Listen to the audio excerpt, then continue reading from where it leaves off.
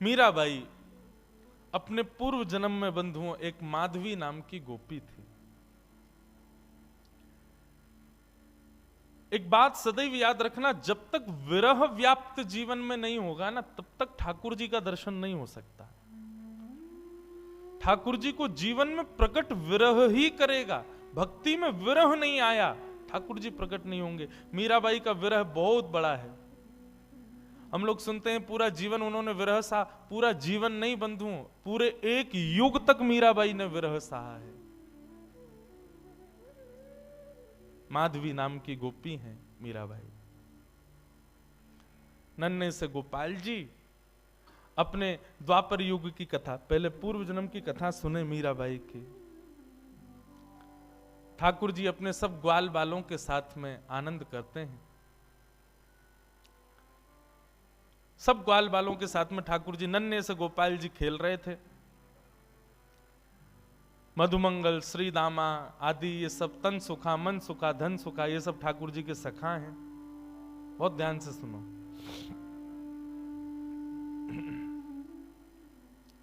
ये सब सखा हैं ठाकुर जी के। एक दिन ठाकुर जी सब ग्वाल बालों के संग खेल रहे थे। सो ठाकुर जी का सखा श्री दामा बीच खेल से ही जान लगो। ठाकुर जी बोले, अरे भैया कहां को जा रहे है? लाला मैं तो अपनी ससुराल जा रहा हूं। ठाकुर जी तुरंत पहुंच गए श्रीदामा के पास, हाथ पकड़ लियो। बोले, ससुराल जी कौन सा काम है भैया? ठाकुर जी बोले, भैया ए श्रीदामा जे कौन सा काम है? ससुराल। श्रीदामा बोलो, अरे बाबड़े ससुराल गाम ना होवे। बोले, तो फिर का होवे ससुराल? बोले, ससुराल होवे ब्याह एवे के बाद में एक नहीं दो घर है जाए। एक तो होवे अपनी मैया को घर, पिता को घर, और एक होवे पत्नी के मैया पिता को घर, वाकू के हैं ससुराल। ठाकुर जी बोले, तेरी बात मेरे पल्ले ना पड़ रही लाला। अरे ससुराल कहा होवे मुझको जल्दी बता। बोले, अरे ससुराल मतलब पत्नी को माई को। ठाकुर जी बोले, पत्नी जी पत्नी कौन होवे भैया? श्रीदामा समझा रो है।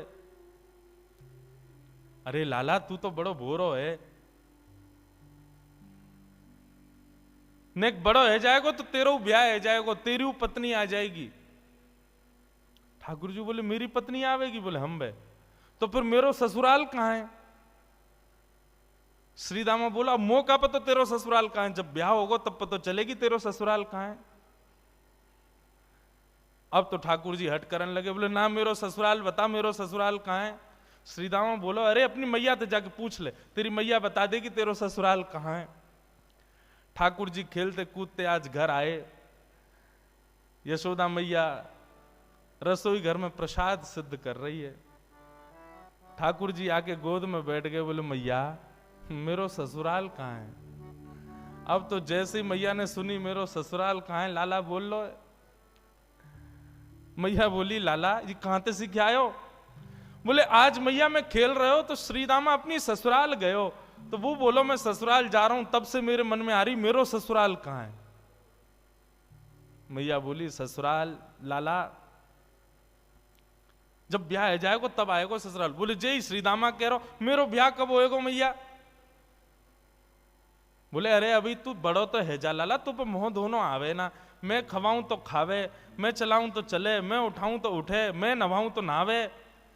जब बालक बच्चे सब अपने आप अपने कामन को करन लगे तब उनको ब्याह कर दियो जाए, तब उनके काजे बहू आवे, तब ससुराल होवे। ठाकुर जी बोले, मैया मैं सब काम कर लूंगा अपने आप, तू मेरा ब्याह करा दे और मेरे काजे बहू लिया।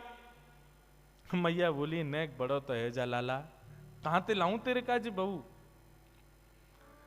ठाकुर जी बोले, या तो मेरे काजे बहू ला, नहीं तो श्रीदामा अपनी बहू ला रहा हो, बाकी बहू को मैं ले आऊंगा, वो बहू मेरी है जाएगी। मैया जोर से हंसी। बोले, लाला तेरी बात ऐसी ऐसी बात बनावे, बैठो बैठो। मैया बोली, करा दूंगी तेरो ब्याह, ज्यादा चिंता मत करे। अब तो ठाकुर जी रोने लगे, मैया मेरो अभी ब्याह करा, अभी ब्यावे जाऊंगा, मैं तो अभी ब्याह करूंगा। यशोदा मैया परेशान है गई। बोले, लाला चल करा दूंगी तेरो ब्याह, अब रोवे मत। बोले कब करावेगी, तिथि बता मोकू, तिथि बता, दिन बता, समय बता, सब बता, तब ही जाऊंगा यहां से। यशोदा मैया तो ऐसी परेशान भाई। ऐसे हमारे नन्हे से गोपाल जी बहू की और ससुराल की आस में बैठे। श्री दामा को ब्याह माधवी गोपी से भयो, माधवी सखी से भयो। माधवी आज श्री दामा माधवी को लेने के लिए ससुराल गए। ससुराल से जैसे ही माधवी आने लगी सो मैया ने पढ़ा दी माधवी, और पढ़ा लिखा करके भेजी। बोले देख तू अपने ससुराल जा रही है, जमाई राजा लेवे आए, लेकिन ध्यान रखियो, याद रखियो, ससुराल में सबको सम्मान करियो, सबको आदर करियो, सबसे प्रेम से रहियो। मैया खूब सिखा पढ़ा के भेजी अपनी बहू को। लेकिन तेरे पति को एक सखा है, वाको नाम कृष्ण है, बस वहां से सावधान रहियो। क्यों मैया, वहां से सावधान क्यों रहूं मैं? बोले अरे मैंने सुनो है वो कन्हैया जाकू अपना रूप दिखा दे, जाकू एक बार अपनी तिरछी नजर से देख ले, वाको फिर गृहस्थ आश्रम गृहस्थ जीवन बर्बाद है जाए। वो फिर वही को देखते रहे, वाक्य रूप में कछु जादूगर है, वो जाकू देख ले, वाकू अपनो बना ले, फिर वो अपने पति को ना रहे, वही को है जाए। मां की बात सुन करके माधवी घबरा गई। बोले ऐसो कैसो है कि पति छूट जाए वासे? बोले यही मारे मैं कह रही हूं, तू सब कछु करियो, लेकिन तू मुझको वचन दे के जा, वाह कृष्ण को अपना मुख मत दिखाइयो। चाहे तो को जीवन भर घूंघट करके रहना पड़े, लेकिन कृष्ण को मुख मत दिखाइयो। माधवी बोली मैया मैं वचन दे के जा रही हूं, वह कृष्ण को मुख नहीं दिखाऊंगी। श्री दामा माधवी को लेकर के ब्रज जा रहा है। श्री दामा पहले ही माधवी से चर्चा करते आ रहा हो रास्ता भर। सो श्री दामा ने कही, बोली अरे सुन, ब्रज में अभी मैया मिलेगी, पिताजी मिलेंगे, सब मिलेंगे, सबके संग फिर बोलो मेरो एक सखा है कृष्ण, वाकू जब से मैंने बताई ससुराल के बारे में, ब्याह के बारे में, तब ते बड़ा उतावलो है, तो है सके वो तो उसे मिलवे आवे तो वाकू अपना मुख दिखाई दियो। मीराबाई ने जैसे ही कृष्ण को नाम सुनो महाराज, आदि माधवी ने जैसे ही कृष्ण को नाम सुनो, आधे रास्ता में ही घूंघट कर लियो। बोले वहां से ही तो बचवे के काजे मैया ने कही है, वाकू मुख नहीं दिखाऊंगी। बंधुओं, संसार में जिससे मुख छुपाना चाहिए हम उसको तो दिखाते हैं, और जिससे कभी नहीं छुपाना चाहिए उसी से छुपाते हैं। संसार के विषय भोग विलास आदि इन सबके आगे हम अपने आप को प्रत्यक्ष प्रस्तुत कर देते हैं, और ठाकुर जी की भक्ति, ठाकुर जी के भाव में सदैव गोपनीय रखते हैं, सदैव अपने आप को पीछे रखते हैं। ऐसा क्यों? मीराबाई ने अपना मुख छुपा लियो। माधवी ने जैसे ही वृंदावन पहुंची बैलगाड़ी, सखान ने जाके ठाकुर जी को बता दी, अरे लाला देख श्रीदामा आगो, अपनी ससुराल से आगो, अपनी बहू लेके आयो है। अब तो ठाकुर जी व्याकुल है गए, बोले बहू आई है, मैं भी तो देख के आऊं कैसी बहू होवे, कहां तक कैसी ससुराल तक कैसे आमे, कैसे कहा होवे। ठाकुर जी तो इतने उतावले हो गए महाराज, पहुंच गए बीच रास्ता में। अरे भैया श्रीदामा आ गए हो? बोले हाँ आ गए हो लाला। कहाँ है तेरी बहू, कहाँ बैठी है? बोले पीछे बैठी है। बोले अच्छा, मुंह को मुख दिखाई दे। बोले तू देवर है, वो तेरी भाभी है, भैया खुद ही देख ले। जैसे ही रथ रुका, माधवी भीतर से सुन रही थी कि कृष्ण आ गया है। माधवी ने घूंघट कर लियो, आसपास सौल आदि और पड़ी, वो भी ऊपर से डाल ली, मुख मोड़ करके बैठी है, कहीं से भी मुख दिख नहीं जाए, एक अंग भी मेरो दिख नहीं जाए, मेरो पातिव्रत धर्म नष्ट नहीं है जाए। मेरी मैया ने मुझसे कही कि जो वाकु देख ले या वाकी नेत्रन में आ जाए वो कभी जीवन भर अपने पति की ना रह पावे, वाकु मुख नहीं दिखाऊंगी। ठाकुर जी भीतर पहुंच गए। श्याम सुंदर बैठे हैं सामने, और माधवी से कह रहे हैं अरे श्रीदामा की बहू नेक हमऊ तो दिखा तेरो मुख कैसो है। अरे नेक दिखाए दे। मेरी मैया ने तो, मैंने तो मैया से कही मैं श्रीदामा की बहू ले जाऊंगो, मैं तो तू को ले जावे बारो, लेकिन मैया ने मुझसे कही है कि वो मेरा ब्याह कराए देगी। मैं तो ब्याह कर लूंगो, मेरी वो बहू आ जाएगी, लेकिन एक बार देखूं तो सही बहू होवे कैसी है। नेक दिखाए दे। मीराबाई तो और छुपावे, मुख नहीं दिखावे ठाकुर जी को। ठाकुर जी कभी पाम पकड़े सो इधर को है जाए, नेक ठाकुर जी बगल में आमे सो इधर को भाग जाए। खूब देर ठाकुर जी मनोहार करते रहे, लेकिन माधवी ने अपना मुख नहीं दिखाया। थोड़ी बहुत देर तो ठाकुर जी मनोहार करते रहे। जब माधवी ने मुख नहीं दिखाया सो ठाकुर जी बोले, देख तू मोसों अपनो मुख छुपाए रही है, तो है ना पतो मेरो मुख देखवे के काजे सब तरस हैं, सब तड़फ हैं। बड़े बड़े ऋषि महात्मा ज्ञानी हिमालय पर जाकर के तपस्या करें तब जाके मेरो मुख दिखे, और तेरे सामने प्रत्यक्ष बैठा हूं, हाथ जोड़ रहा हूं, पाम पर रहा हूं, तब वो अपना मुख नहीं दिखा रही है। जा तड़पेगी तू मुंह को देखवे के काजे, तरसेगी, व्याकुल रहेगी जीवन भर। माधवी ने मानो ऐसा इशारा किया कि मोह देखवे की जरूरत ना है, मोह तड़पवे की जरूरत ना है, चले जाओ यहां से।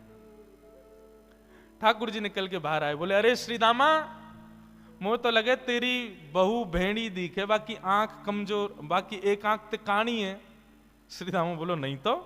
बोले तो नाक टेढ़ी है। बोले नहीं तो। बोले होठ कटे हुए हैं। बोले नहीं तो। बोले दिखाई ना रही, ऐसे मुंह छुपा रही है जैसे कितनी कुरूपणी है। कोई बात ना श्रीदामा, मेरी बहू आवेगी, मैं तो को नहीं दिखाऊंगा, ले जा अपनी बहू है। माधवी चली गई, अपने घर आ गई। लेकिन बंधुओं, गोविंद दामोदर स्तोत्र में कहते हैं ना, ग्रहे ग्रहे गोप वधू कदम्बा सर्वे मिलित्वा समवाप्य योग्यम पुण्यानि नामानि पठन्ति नित्यम गोविंद दामोदर माधवेति। ब्रज में तो और कुछ होता ही नहीं है, हर घर में केवल कृष्ण की चर्चा चलती रहती है। सुबह उठने से लेके रात्रि सोने तक केवल कृष्ण कृष्ण कृष्ण। कृष्ण ने ऐसो कियो, कन्हैया ने ऐसो कियो, अरे आज तो नंद को लाला वहां घूम रहे हो, अरे आज तो नंद को लाला वहां डोल रहे हो, सब जगह यही चर्चा। अब माधवी सोचे इन पे और कोई बात ही नहीं है, अगल बगल की सब गोपियां, पूरे घर गृहस्थी की कोई बातचीत नहीं, बस पूरे दिन वो नंद को लाला ऐसो करे, नंद को छुरा ने आज तो ऐसो कियो, अरे आज तो माने ऐसो कियो, पूरे दिन वही की चर्चा।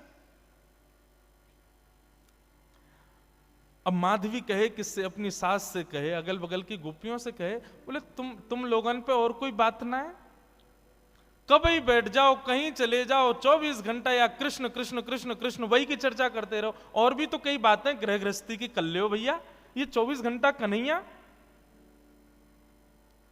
एक गोपी बोली, अरे ये नई नई आई है का अभी ब्रज में? बोले हम बे अभी नहीं आई है। वो कितने दिन आए गए? बोले 3 दिन आए गए। वो 3 दिन आए गए, एरी गोपी, एरी माधवी, तेने कन्हैया देखो अभी तक, या कन्हैया की दृष्टि पड़ी तो पे?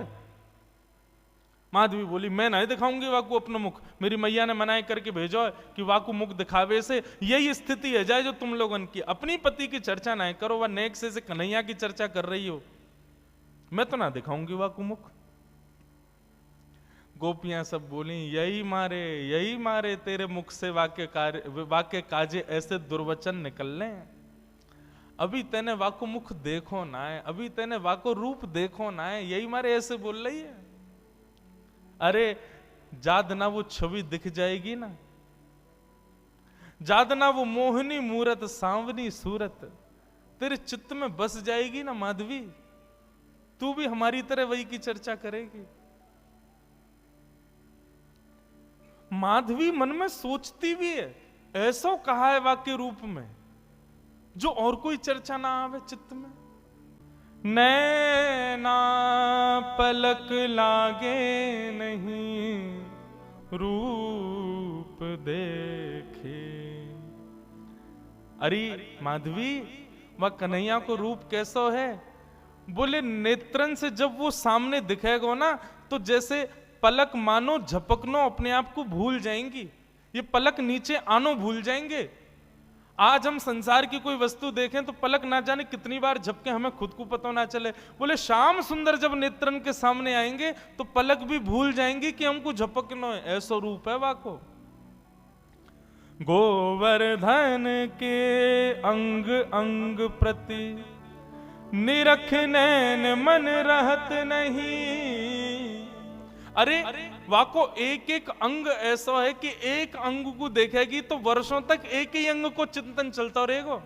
ऐसा ना है कि एक बार में नेत्रन को भी देख ले, मुख को भी देख ले, कानन को भी देख ले, हाथ भी देख ले, पाँव नहीं, एक बार में एक ही अंग दिखेगा और वही कोई चिंतन चलता रहेगा। कहरी कहो कछु कहत न आवे, चुत चुरायो वे मांग दही। कहा कहूं, वाक्य रूप को वर्णन ना कर सकूं। माधवी बोली ऐसो का है वाक्य रूप में? बोले वर्णन को विषय ना है, कोई बता ही ना सके। अरे कितनों बड़ो वक्ता आ जाए, वाक्य रूप को वर्णन कोई ना कर सके।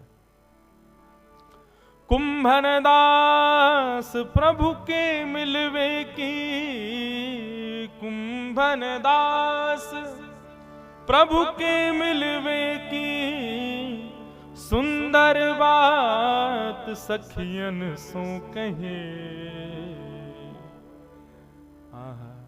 नैन पलक लागे नहीं। ऐसा रूप है वह कन्हैया को। अब तो माधवी पतो चल जाए या गली में कन्हैया है तो वह गली में ना जावे, पतो चल जाए कि यहां से अभी गुजरे तो वहां नहीं जावे, हर जगह से अपने आप को बचावे। माधवी कहां तक बचाए अपने आप को? मैया ने कही मुख मत दिखाइयो। अरे मुख तो मैं खूब छुपा रही हूं, लेकिन कानों से भी कृष्ण कृष्ण। जहां बैठ जाऊं कहीं भी ऐसी कोई जगह ही नहीं जहां कृष्ण की चर्चा नहीं होती। माधवी तो अब तो ये स्थिति हो गई कि रात में सपने में भी उसको ठाकुर जी के अनुभव होते हैं। मुख नहीं दिखता क्योंकि देखा तो कभी है नहीं, लेकिन इतना सुन लिया है कि उसको अनुभव हो गया है कि चरण ऐसे हैं, हाथ ऐसे हैं, चाल ऐसी है, मुस्काते हैं तो ऐसे। फिर उठ जाती है, मुख से पानी से मुख धोती है और फिर विचार करती है सोऊं भी तो कैसे, नींद में भी तो वही दिख रहा है, कहां तक बचूं मैं। माधवी की स्थिति 24 घंटे चिंतन में श्री कृष्ण श्री कृष्ण श्री कृष्ण। एक दिन परेशान हो गई, रात्रि में सो गई, कानों में रुई लगा ले तो भी क्या, चिंतन में तो वही चल रहा है, कहां तक बचे।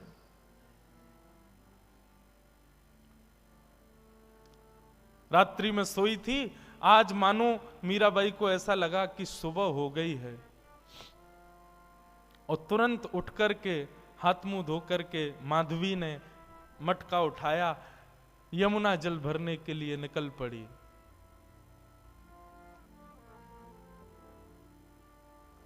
उसको लगा समय हो गया है यमुना जल भरने का। सब गोपियां साथ में जाती थीं यमुना जल भरने के लिए,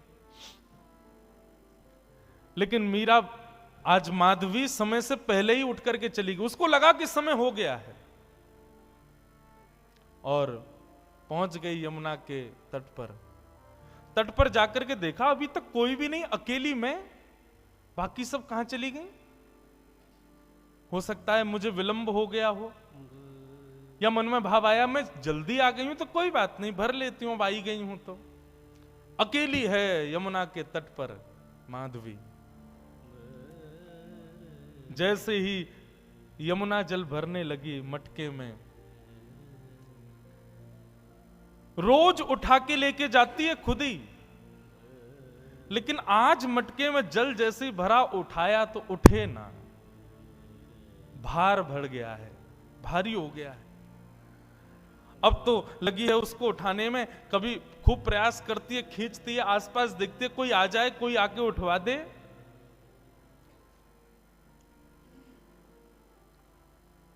इतने में ही बांकी अदा से अपनी चाल चलते भये, त्रिभंग लली श्याम सुंदर, कमल कटाक्ष नेत्र हैं, सुंदर दंतावली, चंदन की सुगंधी से आच्छादित करते हुए मार्ग को पहुंच गए यमुना के तट पर। माधवी आसपास देख रही है, कोई दिखे तो आवे, उठवावे। तभी दृष्टि पड़ी श्याम वर्ण, नन्हे से श्याम सुंदर छोटो सो बालक। माधवी ने देखा तो था नहीं उनको, देख करके लगा अरे पता ना कौन सी गोपी को छोटो सा सुंदर सा बालक सवेरे सवेरे जमुना के तट पर घूम रहा है। मीराबाई ने तुरंत आवाज दी, अरे ओ लाला, अरे ओ भैया, नेक अयो इतकू अयो। ठाकुर जी कूदते फांदते अपनी चंचल अदा से कभी यहां देखें कभी वहां देखें, ऐसी मधुर मुस्कान उनकी, पहुंच गए माधवी के पास।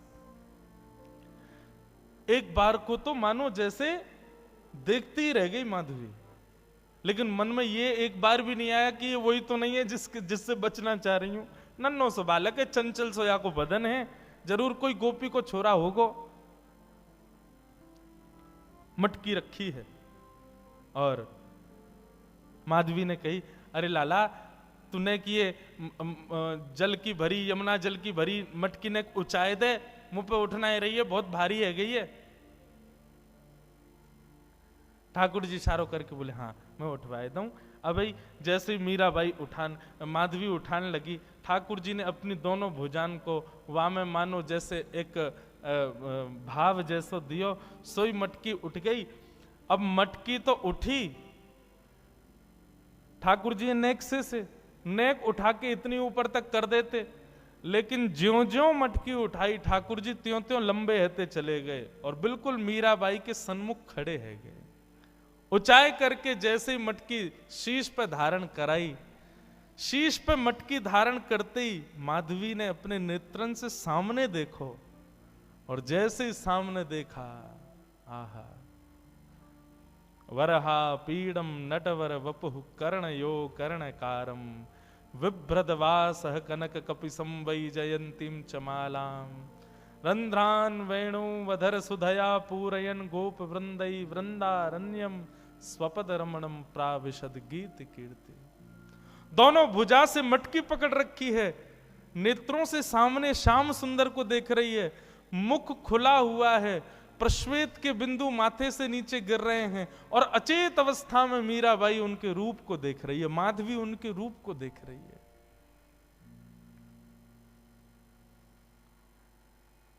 ठाकुर जी के नेत्र ही तो खतरनाक हैं सबसे ज्यादा। एक बार दृष्टि पड़ जाए तो फिर कोई और के रह नहीं पाओगे। मीराबाई माधवी अचेत खड़ी है, ठाकुर जी से जितनों बचनों चारे ठाकुर जी ने उतने सबरे अपने बाण मार दिए, नेत्रन से कटाक्ष मार दी, मधुर मुस्कान कर दी, अपने रोम रोम को दर्शन कराई दियो महाराज। अब तो माधवी की स्थिति एक जड़वत कोई मूर्ति जैसे खड़ी रहती है, ऐसे खड़ी है। गोपियों ने एक ही दिन पहले ही बताया था कि वो दिख जाता है तो क्या होता है, वही हो गया। अब ठाकुर जी तो अपने सैन चला करके वहां से भाग गए। समय हुआ उन गोपियों के आगमन का जो यमुना जल रोज भरती थी। जैसे ही आई, आकर के देखा अचेत अवस्था में अभी भी ऐसे ही खड़ी है माधवी।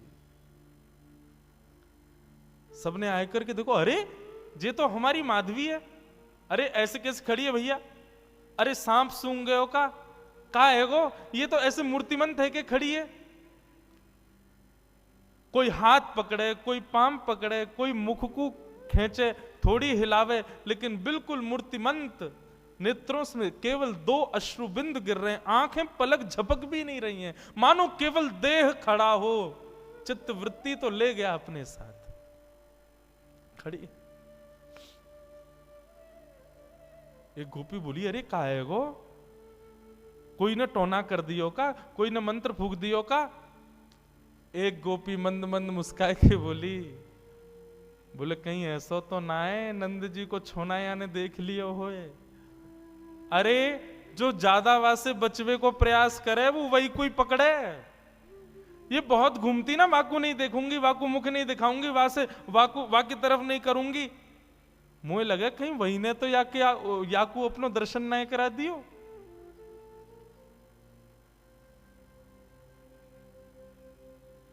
एक गोपी यमुना जल भर के लाई और जल का छिड़काव, खड़ी हुई है मीराबाई, ऐसा नहीं अचेत पड़ी है, सांस भी चल रही है, नेत्र भी खुले, बिल्कुल सचेत है, बस मूर्तिमंत है। पानी का छिड़काव किया, मुख पर जैसे जल मारा तब मानो जैसे रुकी हुई श्वास आई हो और जल पड़ते ही मूर्छित होकर के गिर पड़ी माधवी।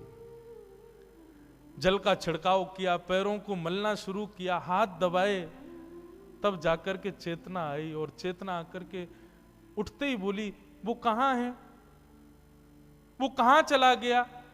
उस सांवरो सो कटाक्ष नेत्र, अरे कोई गोपी को बालक आया हो इतनो सुंदर और बार बार बोलते बोलते मूर्छित हो जाए, फिर चेतना आवे फिर मूर्छित हो जाए, फिर चेतना आवे फिर मूर्छित हो जाए। सब गोपियां चिंतित नहीं मुस्कुरा रही हैं। अब जैसे ही माधवी चेतना में आई, आते ही बोली, तुम सब मुस्कुरा रही हो, मेरी स्थिति तो देखो, मुझको ज्वर चढ़ रहे हो है, मुझसे चलो ना जा रहो, मुझसे उठो ना जा रहो, मेरी स्थिति ऐसी क्यों हो रही हो, तुम सब मुस्कुरा रही हो। तब एक गोपी बोली, तेने कोई और को लाला ना देखो, तू जैसे बचवे को प्रयास कर रही ना, वही आयो तेरे पास, वही नंद नंदन, वही श्याम सुंदर, वही हमारी यशोदा जी को लाला, वही तेरे खसम को मित्र कृष्ण, वही आयो।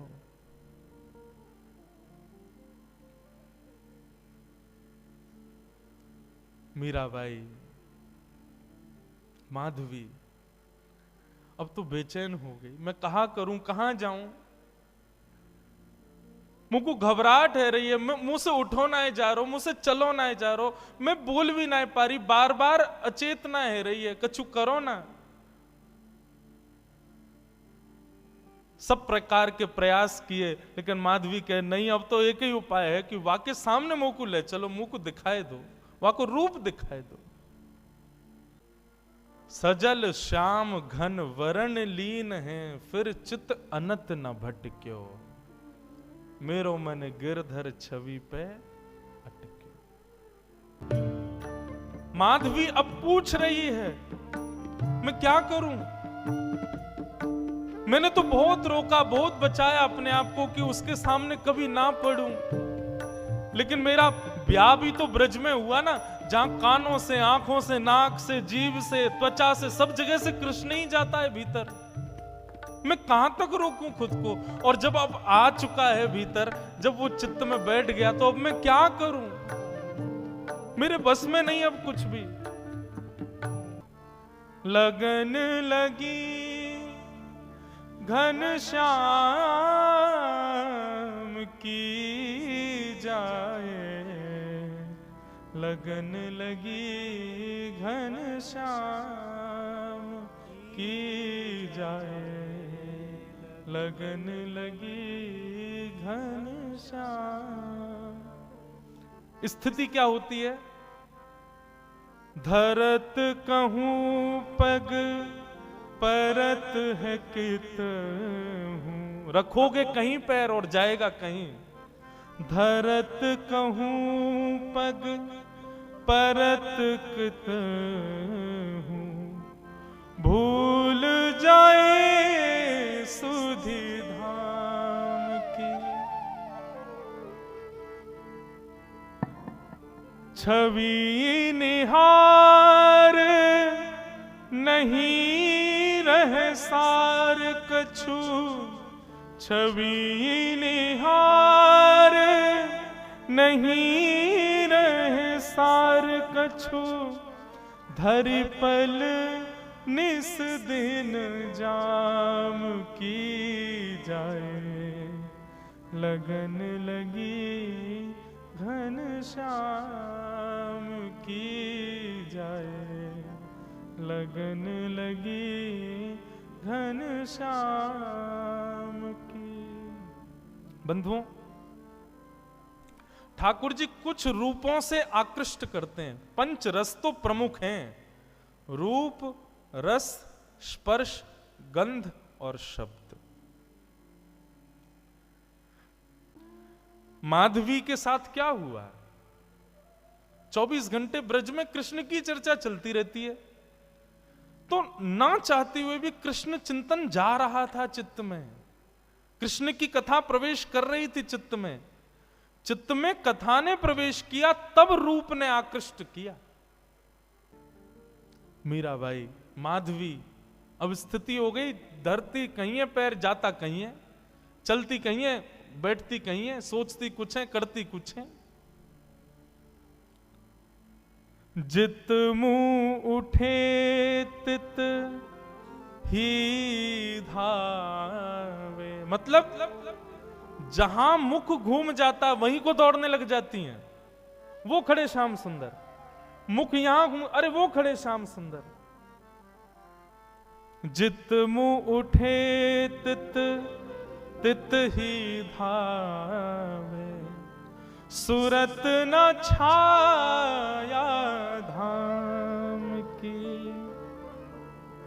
अस्तुति निंदा करो भले ही, मेड़ तजी कुल जाम की। अब चाहे कोई मेरे भाव की प्रशंसा करे या कोई मेरे भाव की निंदा करे, मुझे उससे कोई मतलब नहीं है। अरे तू तो पागल है, तू तो ऐसी है, तू तो वैसी है, कोई बात नहीं। अरे ये तो परम भक्त है, परम वैष्णव है, तो प्रशंसा सुनने से ज्यादा अच्छा भी नहीं लगता, और कोई बुरा कहता है तो बुरा भी नहीं लग रहा है। ऐसी स्थिति हो गई। नारायण बौरी भई डोले, नारायण बौरी भई डोले, रहू न काहू काम की जाहे, लगन लगी घनश्याम की जाए, लगन लगी घनश्याम। व्याकुल हो गई माधवी, गोपियों से कहने लगी, मैं तुम्हारे हाथ जोड़ूं, पैर पूजूं, मुझे नंद नंदन के पास ले चलो। जब माधवी की स्थिति ऐसी भई, गोपियां गईं, बोले लाला एक नई गोपी आई है, अचेत पड़ी है, लाला एक बार दर्शन दे दे। बोले कहा नाम है बाको? माधवी। अरे अपने श्रीदामा की बहू। भगवान बोले वो बहू? बोले हाँ। वो ससुराल ते आई का है? बोले हाँ वही। वाकू तो अपना मुख नहीं दिखाऊंगा। अरे बड़ी इतरा रही, मैं वाद से पाम पूछ रहा हूं कि अपना मुख दिखाए दे, मुख को दिखाया हो नहीं माने, पड़ी रहने दो, मैं ना आऊंगा वाक के पास। वाकू तो मैंने वचन दिया है कि वो तड़पेगी मेरे रूप को देखवे के काजे। ठाकुर जी नहीं गए माधवी से मिलने, क्योंकि ठाकुर जी चाहते थे कि यह विरह वेदना कलयुग में प्रेम लक्षण बन के जन्म लेगा, इसलिए विरह देना पड़ेगा। जब बीज में से एक स्वस्थ वृक्ष को जन्म देना होता है ना, धूप की ताप में रखना पड़ता है। ठाकुर जी यदि किसी को वेदना देते हैं, विरह देते हैं, तो निश्चित है उस पर अति कृपा है, अति प्रसन्न है, उससे कुछ और कामना है। ठाकुर जी सहज में ही किसी को अनुभव दे दें, सहज में ही किसी को कृपा कर दें, तो समझो कि अभी उसकी भक्ति उतनी श्रेष्ठ नहीं हुई। लेकिन किसी को तड़पा में, विरह दे में, तो समझो इससे प्रीति ज्यादा है। व्याकुल माधवी, तभी प्रसंग आया गोवर्धन लीला का। इंद्र के मान को मर्दन करने के लिए भगवान श्री कृष्ण ने जब गोवर्धन पूजा का कार्य रखा, सब ब्रजवासी गए, गोपियां गई। अरे माधवी वैसे तो कन्हैया आवे ना है, लेकिन आज सब ब्रजवासी जा रहे हैं, आज तो को कन्हैया जरूर दिख जाएगो, चल। माधवी भी गोवर्धन गई है। लेकिन बंधुओं उसकी दृष्टि में पता नहीं क्या हो गया, उसको सब दिख रहे हैं लेकिन ठाकुर जी नहीं दिख रहे। गोपियों से कहे कहीं दिखे श्याम सुंदर, बोले वो तो घूम रहे सामने, देखे तो ठाकुर जी ओझल हो जाएं, ठाकुर जी कहीं छुप जाएं, मानो कोई लता पत्र अपने आप आगे आ जाए, बाधाएं अपने आप खड़ी होने लगी और त्यों त्यों व्याकुल होवे माधवी। 56 भोग के बाद जब इंद्र ने अपने मान के प्रभाव से जब मेघ वर्षा की, त्राहिमाम करके सब ब्रजवासी दौड़ने लगे, तब नन्हे से बाल कृष्ण ने 7 कोस लंबे चौड़े गिरिराज पर्वत को अपने बाम हस्त की कन्नी उंगली पर धारण कर लिया। सब ब्रजवासी जाकर के गिरिराज पर्वत के नीचे खड़े हो गए। माधवी भी वहीं खड़ी थी। गोपियों से बोली, मैं प्राण हाथ जोड़ूं तुम्हारे, एक बार मुझे दृष्टि गोचर करा दो, एक बार उसका दर्शन करा दो बस। गोपियां जैसे तैसे भीड़ के बीच से लेकर के उस मुख्य स्थान पर गई जहां ठाकुर जी खड़े थे, सबको दर्शन हो रहे थे। लेकिन जैसे ही माधवी पहुंची, माधवी ने जैसे ही उस चट्टान के ऊपर देखा जहां ठाकुर जी खड़े थे, ठाकुर जी का एक क्षण गिरधर स्वरूप दिखा और दिखते ही ओझल हो गया, धुंधला हो गया, मानो आंखों में पानी आ गया हो। खूब मीड़े, खूब जल डाले, लेकिन ठाकुर जी नहीं दिखे। प्राण निकलने को होने लगे माधवी के, लेकिन निकल भी नहीं रहे हैं। सिर पकड़ के बैठी है, प्राण ही निकल जाए, नहीं दिख रहे हैं तो चरणों में सर झुका दिया, बोले क्षमा कर दो, मैंने अपनी मां के गलत उपदेश का पालन किया, जिससे मुख छुपाना नहीं था उससे छुपाया, मुझसे अपराध हो गया नाथ। ठाकुर जी बोले, माधवी अब तो तुझे मेरा रूप नहीं दिखेगा, अब तो प्रतीक्षा कर। कितने वर्षों की प्रतीक्षा? ठाकुर जी बोले, 1 युग की प्रतीक्षा। अब तो तुझे मेरा दर्शन कलयुग में ही होगा, जाओ अब मेरी विरह वेदना रूपी भक्ति में ही रहो, उपासना करो मेरे रूप की, उपासना करो मेरी, तब जाकर के तुमको दर्शन होगा। माधवी का फिर उसके बाद जीवन केवल नेत्र बंद करके साधना युक्त रहती है, रोती है, विलकती है, लेकिन ठाकुर जी नहीं दिखते उसको। ब्रज की गोपियां भी कभी कभी माधवी के ऊपर तरसती हैं कि बताओ हम कितनी सौभाग्यवंत हैं कि हमको दिख जाते हैं, इसको दिखते ही नहीं है। सब आकर के रूप बताती हैं, आज श्याम सुंदर ने ऐसी पाग पहनी है, ऐसे वस्त्र पहने हैं, ऐसी, उन्हीं का ही चिंतन करके माधवी अपना जीवन यापन करती है। और इसी प्रकार सुन सुन करके ठाकुर जी की रूप माधुरी का अपने जीवन यापन करते हुए अपने प्राणों का परित्याग किया माधवी ने। और वही माधवी की दिव्य चेतना इस आभा मंडल में भ्रमण करती रही। कलयुग प्रारंभ हुआ और कलयुग में भी जब भक्ति शतक, भक्ति काल जब आया, तब भारत की राजस्थान की भूमि, और उस राजस्थान की भूमि में भी मेड़ता में भी परम गौ भक्त, परम संत भक्त, परम ब्राह्मण निष्ठ राव दूधाजी के छोटे पुत्र के यहां पर भक्तिमती माधवी ही मीरा के रूप में जन्मी है। बोलो भक्तिमती मीरा बाई